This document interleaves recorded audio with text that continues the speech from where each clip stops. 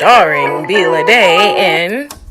But Ma, that's my favorite movie. Oh, well, all right. But don't you spend too much time in front of that TV, do you hear me? Yes, Ma. Hello, I am your host, Bila Day, and welcome to my podcast, But Ma, That's My Favorite Movie. We will discuss all kinds of movies, and since there are so many to choose from, every episode will either be a fun theme based on a subject, for example, But Ma, That's My Favorite Kid in a Movie, or we will analyze one particular movie. We will also play trivia games and have conversations about creative topics related to film. I'll even have some guests join me along the way. So, grab your popcorn, take a seat, and let the show begin. Hello, everybody. I am your host, Bila Day, and welcome to my podcast, But Ma, That's My Favorite Movie. And welcome to the very first episode, which is titled, But Ma, That's My Favorite Drama Movie. Now, we got a lot more drama to talk about other than what's going on in these movies. But before we get all to that, I must say, if you are a new listener, thank you so much for tuning in. And if you are a returning listener, you a real one, period. And I am glad that you have came back. So, since we have so much to cover in this episode, I'm going to go ahead and just lay out what we will be talking about today, okay? So the first thing on the agenda today is I will be introducing myself and also talking about why I started the podcast, how I came up with the podcast name, and basically how the podcast will be formatted, what you can expect from it. Then I am going to go into what happened previously with the podcast and fill y'all in with the details and just let you know what's up and just clear a lot of things up that I'm pretty sure people are wondering. Then we're going to get into the grand event, the pooblah, the creme de la creme, the main course, the main event. We're going to get into the movies that we will be talking about today. And I just want to say the title of this episode is definitely in homage to the current events of everything that was happening. It only felt so appropriate to name it this, okay? All right, without further ado, let's get into this thing. All right, so first thing, why did I start this podcast? Well, I have a passion for movies. I absolutely love movies. I adore them. I am a theater kid. I love everything to do with film, the behind the scenes, costumes, scripts, characters, character development. Just, I love film so much. And I'm actually an aspiring filmmaker. And I remember this was a couple years ago, I wanted to create a movie discussion with other people besides myself, okay? And I was really interested in creating a group where I just shared my thoughts and came up with like these different themes related to film, like questions, thought-provoking questions for people. And so I created like a Facebook group, and that didn't really hold up because the people I invited, they were writers like me, but at the same time, we all they weren't like film, like screenwriters, or they like film, but not as much as I did, or on the level of how I want to talk about it. And so that didn't work out. I wanted to create this like a movie club group locally. That never came into that never came to life. So then when I was introduced to podcasting, I didn't know how easy or complicated it was. And when I saw my ex-friend do their podcast, I was like, oh, wow, the way they're doing it, I could do that too. And so I just decided to combine both of the ideas, having this audio format and talking about movies on it. And then just posting it online, very simple, easy peasy, lemon squeezy, okay? Now, how did I come up with the name? I love naming things. I love giving things titles. That's my undiscovered talent, is naming things. I'm good at it, okay? And when I was thinking of a title for this podcast, I was like, well, what is something that's different? What is something that's not out there? And of course, I ran through a couple different names, and some of them were taken.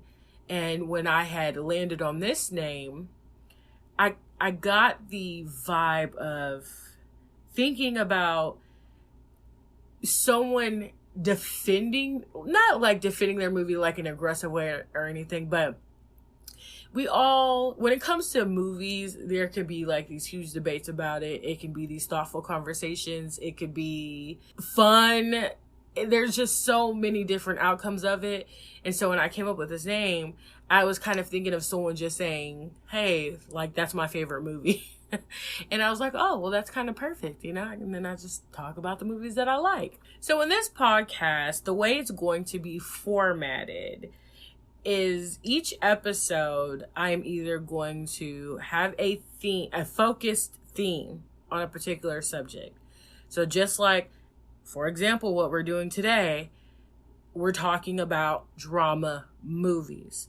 So I'm going more off of a genre and picking the movies based on this genre.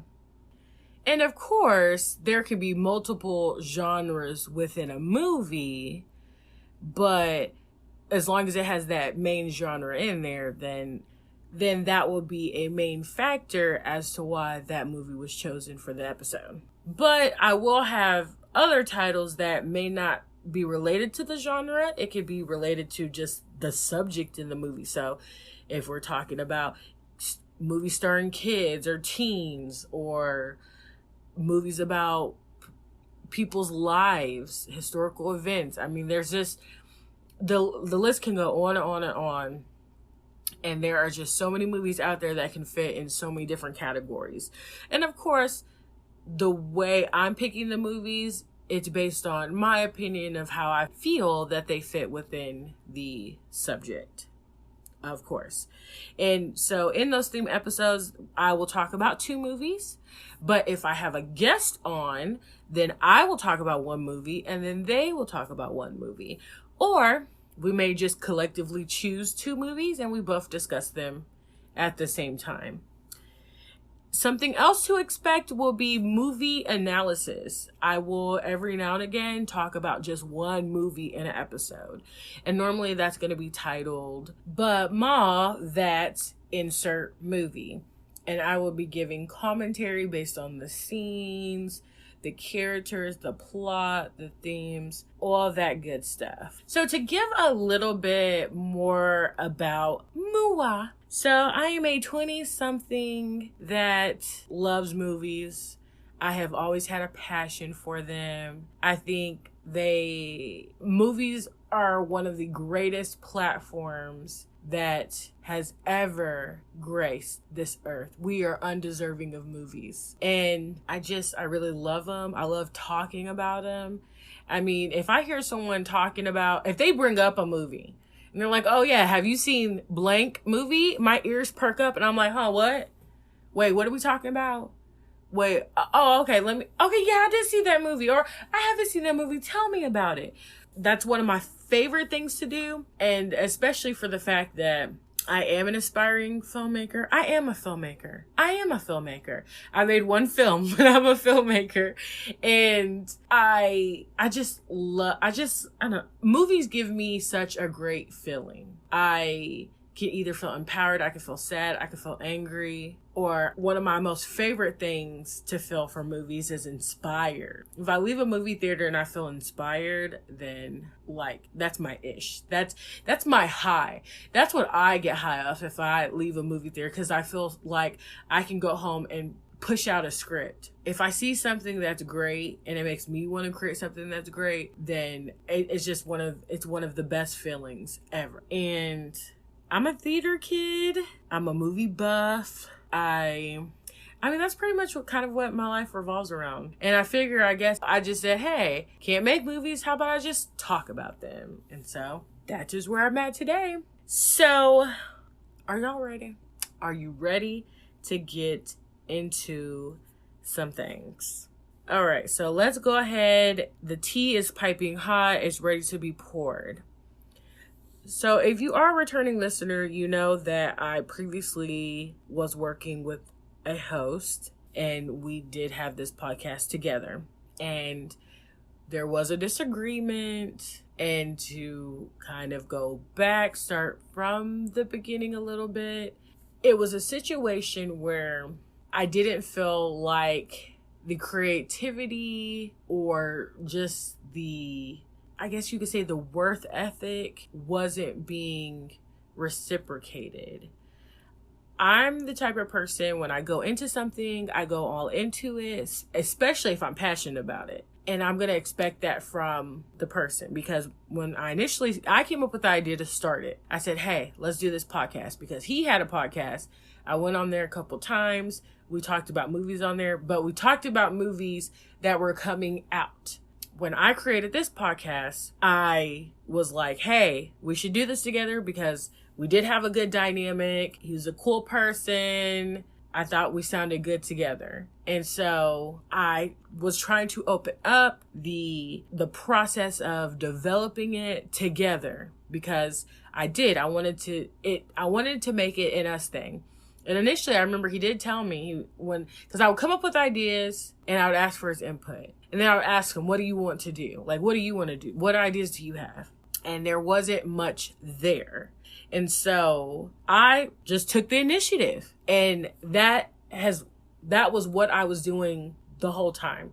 We were almost a year of making the podcast. Next month would have made it a year. And we had one discussion previously where I explained my feelings. I said, hey, this is an us podcast, even though he did initially was like, I don't want to really say anything because I feel like this is your thing. But I truly, genuinely wanted it to be ideas coming from both ends. I did not want it to feel like I was just calling the shots. And so I gave plenty opportunity for him to speak up, come up with ideas. And if we had any different ideas of what we wanted to do, to sit down and discuss it, be adults about it.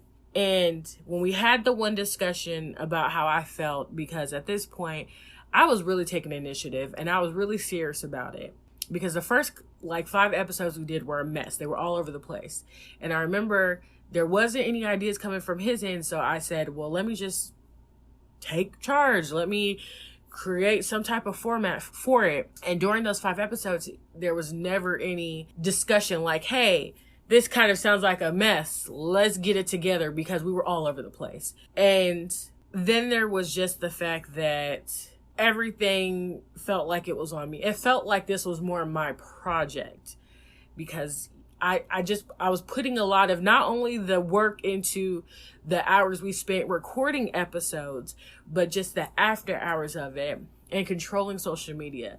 And we did create some standards in the beginning, like, hey, I'll do these social medias, you do this one. But I mean, I couldn't wait to see when he was going to post something, because I'm a go-getter. I'm like, hey, we need to get this done. We need to get this done. I'm on it. I'm not going to sit back and be like, well, they're in charge of that, so let's just see what they do. Because I wanted us to be active on all the different platforms. And I definitely wanted the work to be equal responsibilities, but it was hard to do. Like I was saying, when we initially talked, I expressed these concerns. And there was one segment we did, which was the What You Watching, which came from his podcast, where we would talk about movies that were coming up that previous week. And so he took over that. And then I was thinking, okay, we had the heart to heart, things are going to get better. And then it stayed the same. And I can tell his focus wasn't all on this podcast. He wasn't in it as much as I was. And then when I expressed my concerns recently with him, instead of let's have a discussion about what more he can do, it was him making excuses as to why he can't do more. And if we're going to go into this as partners, there has to be that equal responsibility on both ends. Just showing up isn't enough. You can't partner with someone. Now, of course, if it's established in the beginning, you're doing all the work, I'm just going to do this, then that's different. But nothing was ever established. And as I was trying to make it a partnership and he wanted it to be a partnership, it wasn't equal. And so I did get to the point where I said, yeah, this is not going to work. We're adults. I don't want to have to keep having discussions about what you should be doing because you are a grown man and I'm a grown woman and we're both trying to be entrepreneurs. So if I'm not the lead in this, I shouldn't have to tell you what to do. You should kind of take heed to what I'm doing. So you're like, okay, she's doing this. Okay, let me do this. Just step in and step up. And when I told him, I feel like this is more of my thing. Now, mind you, I didn't say like, I don't want you to be a part of this podcast. I want you to stay away from me. You're no longer going to be on it. I never said that. I just said, I feel like it's more my thing. I should have the sole ownership of it. And we can still do this together. I'm still going to ask for your input. I'm not going to be a complete B word and be like, I don't want your input. I don't want you to have anything to do with it. I just wanted to define that line to say, hey, this is more of my thing. I'm putting the most work in. We can still do this together. I still want your input on things. But when it comes to like executive decisions and things like that, I'm going to go ahead and take that role. And he didn't appreciate it.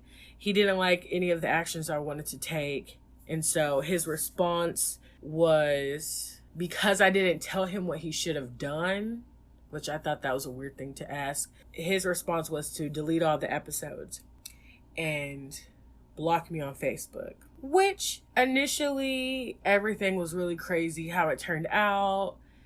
But I wanted to re-upload everything just for the fact that not only was his voice on there, it was mine as well. So I figured I would re-upload the episodes and then just kind of start fresh from where we last left off. But in my initial re-upload the episodes, he had went and deleted because we both had access to we had access to everything, all the social medias, the email, all of that. Then when I did try to upload again, it was deleted again. So it was deleted twice. And that probably sounds confusing. I initially uploaded it, or no, he originally deleted it. I tried to upload it again. Then he deleted it again. And then I guess he emailed Anchor or whatever. Not sure what all steps he took. But I figured since he was going to go in and delete it, the account should just be deleted anyways because I wanted to start fresh. And after talking to friends and family, I realized I should start fresh in more than one way. So besides, because of what happened, deleting the account, I should just go ahead and start from the beginning with the episodes. I know it sucks to be 30-something episodes into a podcast and having to start over. But hey, I could have been 100 episodes in. I could have been much, much deeper in a much weirder predicament than what I am now. And it's okay. I'm okay with it. This is something that I'm super passionate about. This is something I enjoy doing. This is something I love doing. And I'm going to continue doing it. And I'm not going to let anyone stop me from doing it. I know what I want to do. And when I have the eye on the prize, I go for it. That's the type of person I am. There are a lot of things in life that I go after because of fear, because of depression, because of whatever. But when I do set my eyes on something, I go all the way in. And this is something that I am super passionate about and that I do want to continue. So I look forward to the future. I'm excited, and I can't wait to build the episodes back up to where it was and to have different guests on this podcast and to come up with bigger and better ideas. There's so many different movies that I want to discuss, and it's just going to be a really good time. And I want y'all to join me along the way, and let's just do this together and we'll get through this. We're all in this together.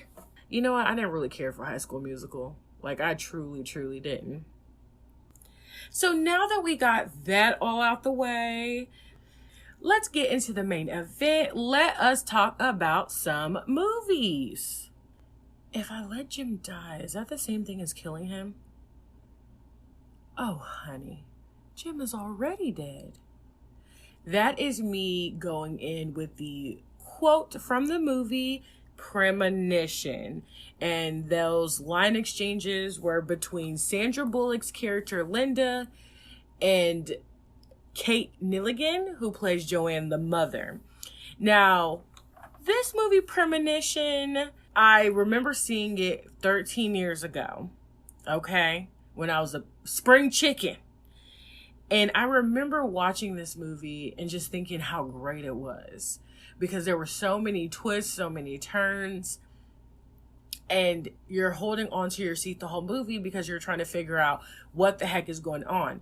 But it's not what the heck is going on, like this is stupid, why am I watching this? But it was, I'm interested to know what's happening, what's going to happen next because of just how it was set up. Now, this movie actually came out March 16, 2007. Can you believe that? It feels like 2007 was maybe like 8 years ago, and that was 13 years ago. It blows my mind. Absolutely blows my mind. So let's just get into it. This movie actually starts off where Jim surprises Linda with their own home. And initially Linda was kind of hesitant, like, oh my God, you got us a whole freaking house. And of course you can tell the intentions are they're getting this house because he wants to start a family. He's ready to start a family with her. And so they share this very sweet moment. And then we end up fast forwarding to where they do have two, I don't want to say grown up kids, but they're at this point, they're like, I think like maybe 10 and 8, something like that. So they have some children at this point.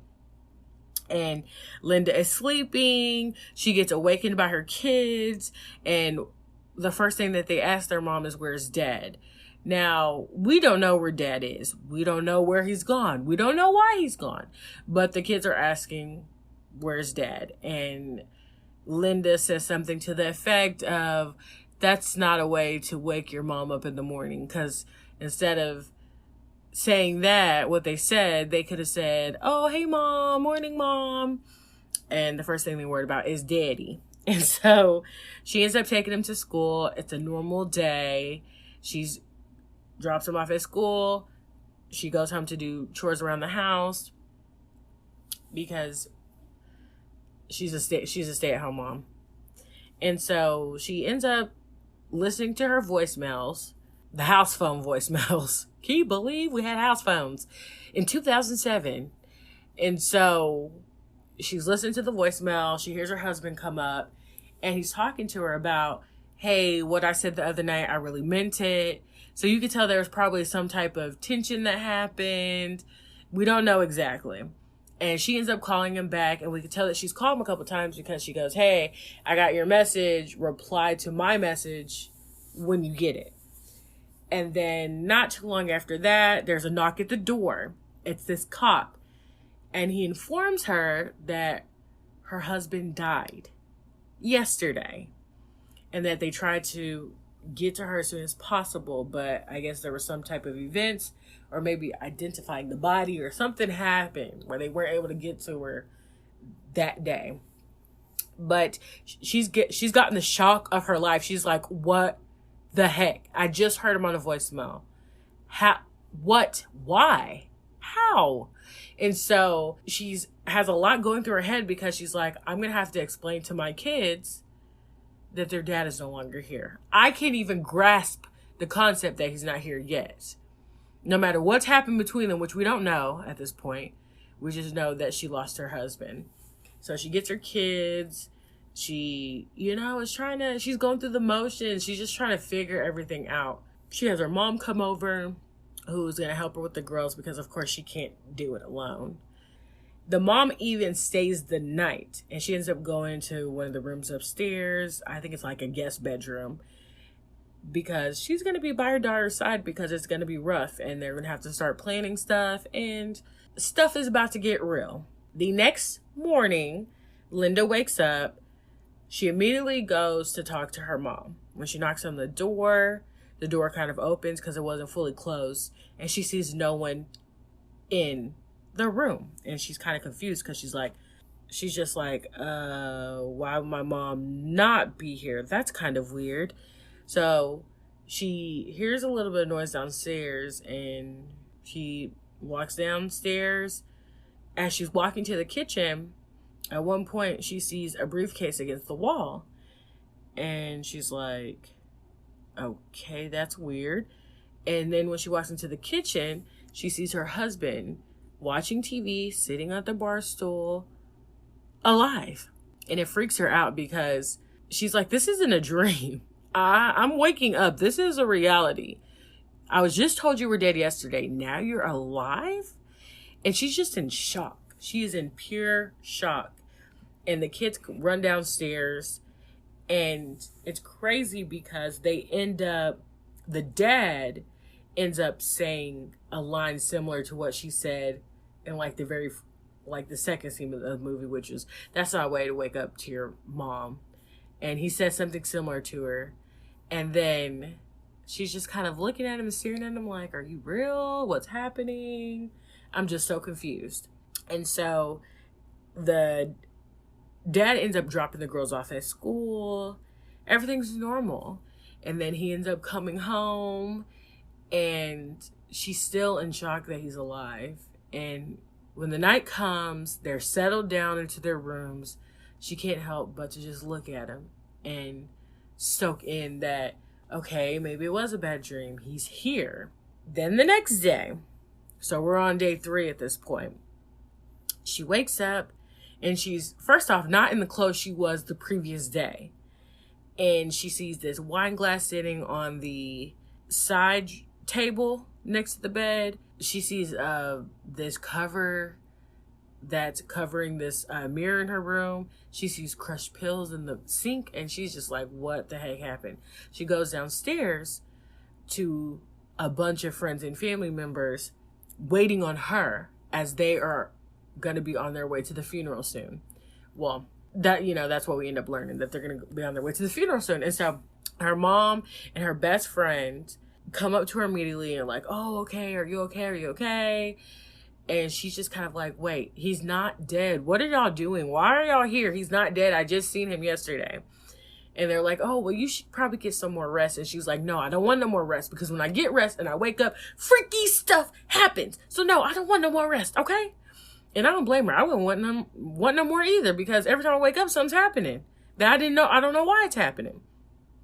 So she goes outside. She sees her 2 little girls. One of the little girls actually has all these like stitches on her face, and she's in shock. And she's like, oh my God, what happened to your face? And her other little girl's like, Mommy, she doesn't have anything on her face. And Linda's like thinking, yeah, I do see scars on her face, but maybe something was said that makes her little girl say that. So she's just all types of confused, but she decides to embrace her daughters. And then one of the daughters asks, Mommy, what was it like when Daddy died? And Linda's like, I don't know, I wasn't there. And then the other daughter that has the scars, she says, well, how do you know he's dead? And so, of course, with just the pattern of events that have happened, she is really curious if her husband is actually dead.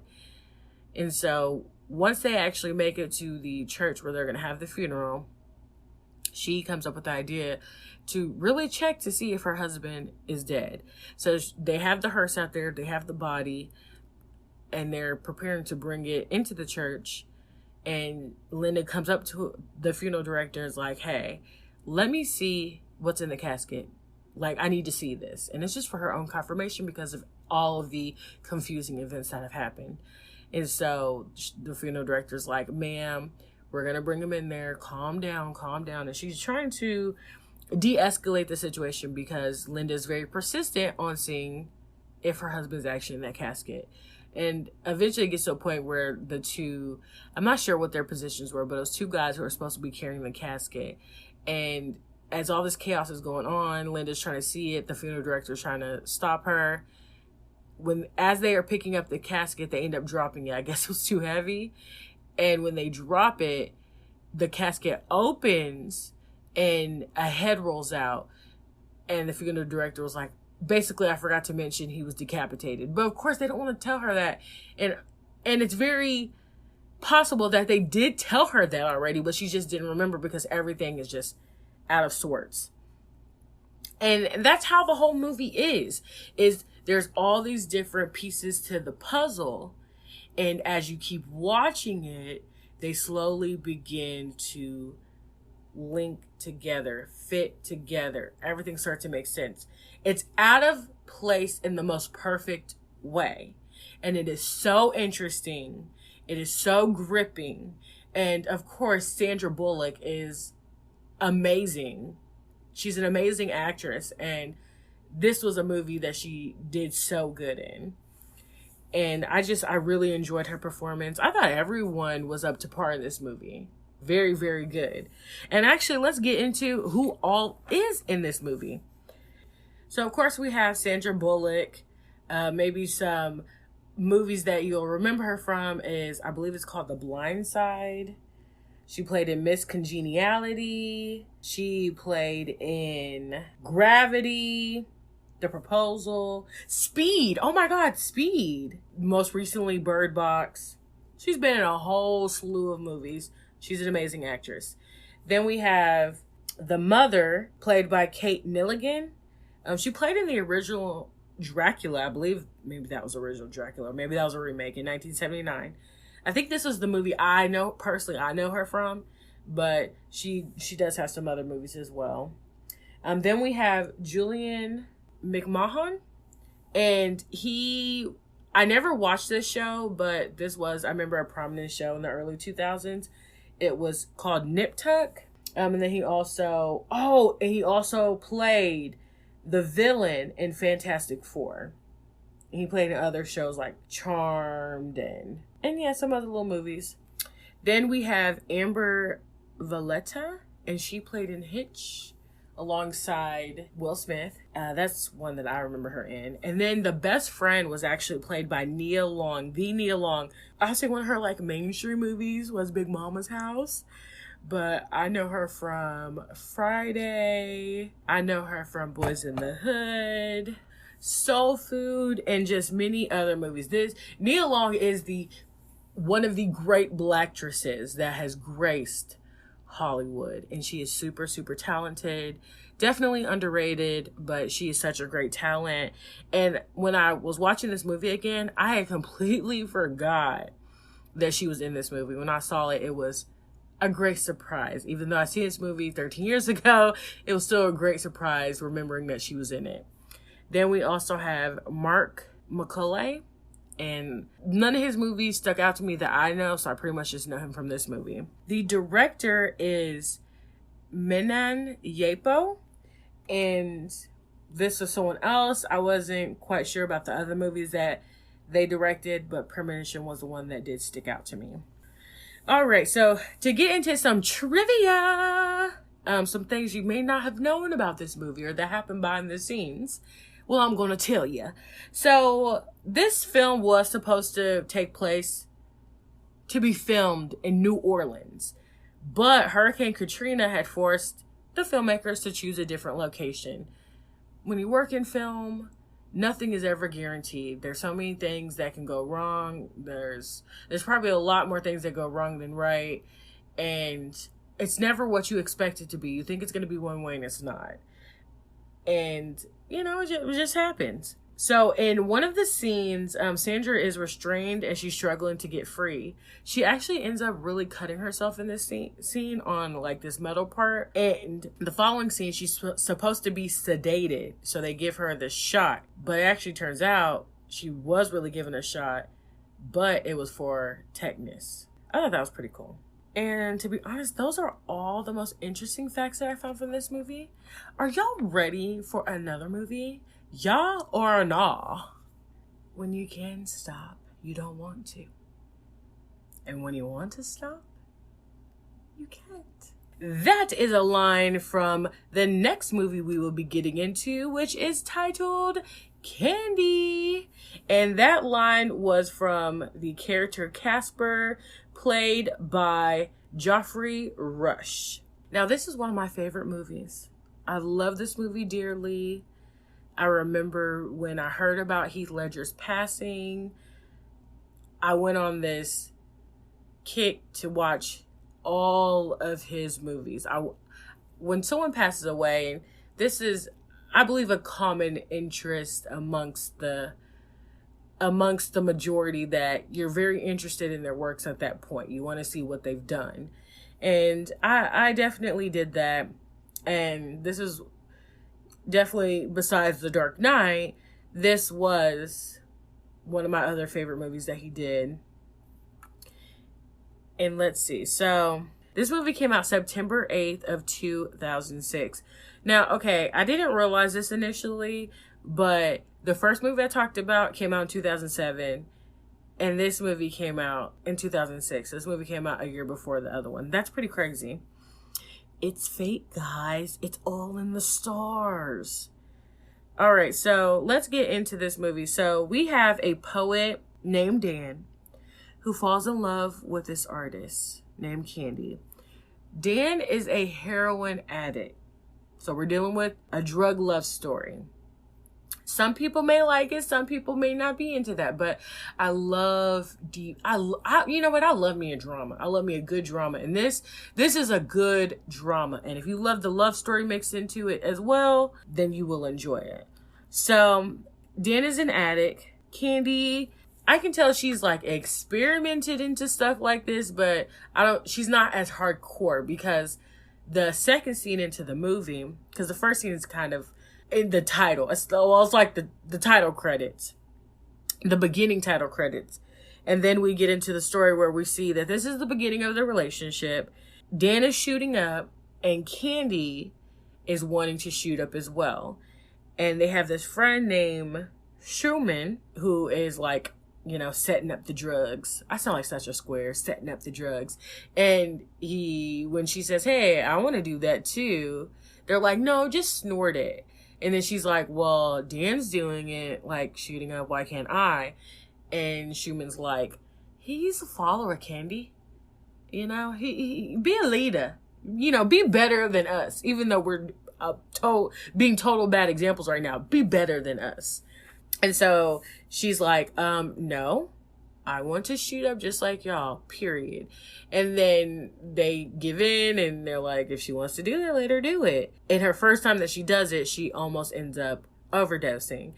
And the scene is Dan is laying against the wall, sitting up against the wall right next to the tub, because she's in the bathroom. She's in the tub. She ends up slumping over it, like almost going under the water. Dan freaks out. He tries to wake her up. She's not waking up. She's really not responsive. Then he yells at Schumann to get saline solution. Get the water, put some salt into it, and then, you know, he's going to put it in a syringe to shoot it up. And I didn't know if that was like something that actually worked to help like counteract, I guess, if someone's having an overdose. If you put that in their veins, it will just like wake them up. I don't know how true that is, but that's what he ends up doing. She actually ends up waking up, and then she says something on the lines like, wow, like that was good. That was a good time. Because I guess wherever she went to, it wasn't as chaotic or as bad as it looked as Dan was trying to get her back up. So then we get to know them as a couple a lot more. Because initially you can tell Candy is ambitious. She's she's not a writer. She's an artist. She paints. That's her passion. And we don't really see what Dan's passions are or what his ambitions are or aspirations. He's just, at this point, he's just a druggie and they're just together. In the beginning, we're getting a lot of this carefree love, this passion. Everything is good because they're getting their high together. You can tell he has influenced her. I mean, she probably tried drugs before, but I don't think it was to the extent of how much he does drugs, to the point that it's an actual addiction and that he literally lives off of it. But anywho, they're having a good time. They're having fun. Everything is bliss. But then they start getting to a point where they are exhausting all of their resources. They're selling things, selling their personal belongings. They're borrowing money from friends and family. And they just begin to exhaust everything. And so they have to take drastic measures in order to support their habit. And this is when the trouble comes in. The person that's having to take these drastic measures, who's having to make the most sacrifices, ends up being Candy, because she's the woman. So she has to sacrifice her body because that's the quickest way for some women to make money as sex workers, which is, really sad. I don't think anyone initially wants to go in to do that, but sometimes you have to do what you got to do. And so she ends up making that sacrifice for the both of them. And Candy starts becoming a different person because she's no longer partaking in her art. And this is her life now, having to always go after the high. And Dan, he, like when they say in the film, she said to her mom when we meet their parents, she goes, he's hopeless. That's literally described him. That's all he was. And I can tell he didn't have malice or bad intentions about Candy being the one making the sacrifice. But at the same time, we don't know much about him and where he came from and what he if he ever had goals or anything, or how he even got started into his addiction. But all we do know is that he's been chasing this high. He's gotten her involved now, but now he's using her to reap the benefits. And it does cause that strain in the relationship, and things start, to turn for the worse. Because I can personally relate to Candy being an artist and then not going from one extreme of going after your passion and then not going after it at all, because you wake up and you're like, what am I doing with my life? What is the meaning of it? Why can't I pursue my passion like I want to? How did I end up here? And so throughout the movie, we are dealing with their struggle with addiction and trying to maintain it. And then just the strain that it ends up putting on their once blissful relationship. What I loved the most about this movie was the poetic bits that were sprinkled in. Dan would narrate the film, and as he narrated it, it was symbolized what was going on, but it was done in a poetic way. And one of the poems that is in the movie is by E.E. Cummings. I carry my heart with me, I carry it in. Oh, I love this. I love this poem so much. Okay, I'm actually going to go ahead and read the poem because I just love it so much. I carry your heart with me. I carry it in my heart. I am never without it. Anywhere I go, you go, my dear. And whatever is done, by only me is your doing, my darling. I fear no fate, for you are my fate, my sweet. I want no world, for beautiful you are my world, my true. And it's you are whoever a moon has always meant, and whatever a sun will always sing is you. Here is the deepest secret nobody knows. Here's the root of the root, and the bud of the bud, and the sky of the sky of a tree called life, which grows higher than soul can hope or mind can hide. And this is the wonder that's keeping the stars apart. I carry your heart. I carry it in my heart. Every time I hear this poem, or when I'm watching the movie and I hear Heath Ledger do it, I love the poem itself, but he made me love it even more. Another thing that's cool about this movie is the fact that it was a book. It was a book written by Luke Davies. And in the actual book, they go through 3 different stages. And they do the same thing in the movie as well, but they change it up. So in the book, the different stages, part 1 is invincibility. Part 2 is the kingdom of momentum. Part 3, the momentum of change. And in the movie, they break it up in stages of heaven, earth, and hell. And it's a good story about love and addiction and just the effects it can have.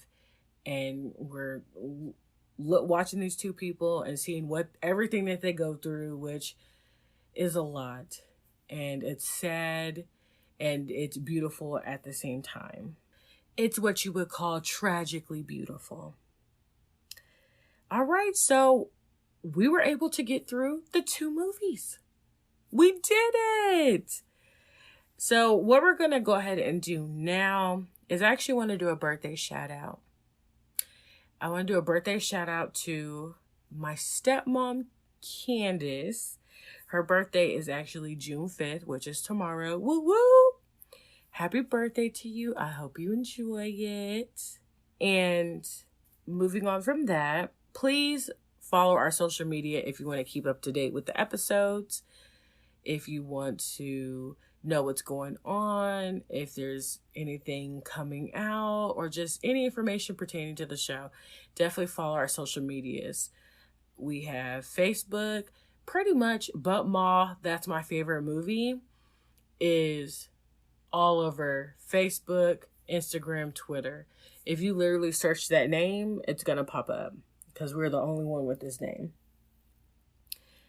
And hopefully there should be a website coming soon, and you can follow us on all major platforms. Okay, something I almost forgot, and I have to fit this bad boy in because for some reason I keep forgetting to do it. But anyways, okay, so before y'all go, I know y'all probably tired. Y'all ready to go to bed. Y'all ready to get on to do whatever you need to do.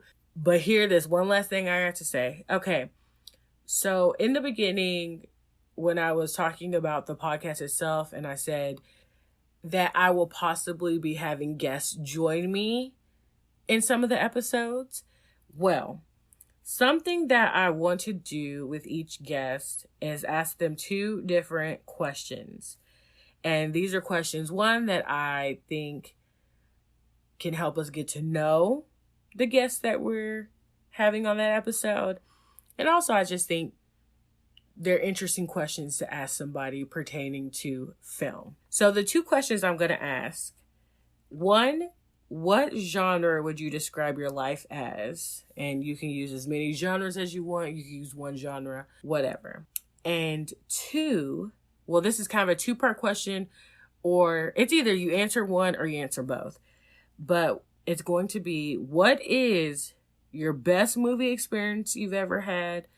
Or describe one of your first movie experiences. And what I'm about to do right now is I'm going to answer these questions. Because, of course, I can't ask people these questions and then not answer them myself. Plus, I really want to because I like them. Anywho, so if I could describe my life as a genre, I would say a drama fantasy. And drama because we go through drama in life. I've had makeups, breakups, reconnected with friends, disconnected with friends, quit jobs, got into arguments. I mean, the whole 9 yards, which who hasn't? We all have a story to tell about things that we've been through in life. And so, of course, that's where the drama comes from. And 2, fantasy. I say fantasy because I'm always in my freaking head.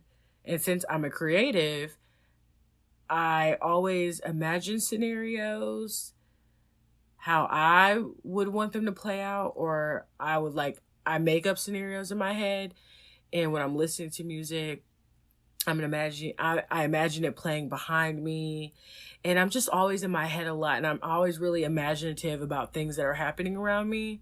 And sometimes I could be in a room and I could be like, oh my God, I just imagine myself catwalking with wind blowing, or, me doing a dramatic scene with someone, or everyone, it's just, I'm crazy, y'all. Don't pay no mind to me. But that's the genres I would give my life. Okay, 2 questions. So I'm going to talk about as far as the best movie experience, and a little bit of the first movie experience. Okay, so best movie experience, like I mentioned at the beginning of the podcast, when I go to a movie and I feel inspired and it makes me want to write a script afterwards, those are one of my best movie experiences. Like an individual, so I can't really say an individual one, but one off the top of my head, when I saw the movie Black Swan, I remember, oh my God, I want to create something just as great as this movie. And that movie came out in 2010. I remember leaving that movie theater thinking that. And that's one that sticks out in my head. And then the other question, my first movie experience, the one that sticks out to me was when I went to go see Toy Story 2. And my mama swears up and down that we did not go see that movie together. Or that she didn't take us to see that movie. Or no, hold on, she does remember that one. I think that was the Grinch. I told her, I remember her taking me. She was like, I don't remember that. I'm like, girl, you took me to go see that movie, girl. But I remember Toy Story 2 and I remember crying. I remember sitting in a movie theater and I remember crying. Because when Jessie was given up by her owner, well, she was left on the freaking side of the road by her owner. And, I have so many memories with, like, going to movies with my dad, going to the movies with my aunt, going to movies with my best friend. Like, I have my boyfriend. I just have so many good memories from movies. And that's why I enjoy them, because those are some of my fondest memories, is enjoying them with friends and family members. And what I love about movies is they mimic reality to a certain extent, and they can really give us a different view of life. They can make us look in the mirror at our reflections to see what we're doing, what our role is in this world. And it could just really open our eyes, and it's so impactful and it's so influential to the masses. It isn't just for adults. It isn't just for kids. Well, it depends what type of movie we're talking about here. Of course, if it's a rated R movie or NC-17 or whatever. But overall, it can reach the masses. It can get people to think. It can entertain. Ultimately, that's what movies are, to entertain. It can entertain you. It can make you cry. It can make you sad. It can make you feel. And that's just movies is one of the greatest mediums, in my opinion. And I just love it. And you know what else? I hope y'all loved this first episode. I hope you enjoyed it. Please share. Please rate. If you would like to be a guest on here, or if you have any ideas about any themes you would like me to cover or movies you'd like me to talk about, you can reach me at butma, that's my favorite movie, @gmail.com. All right, guys, I am out of here. The show is over. The credits have rolled. And I will see y'all at the next showing. Bye.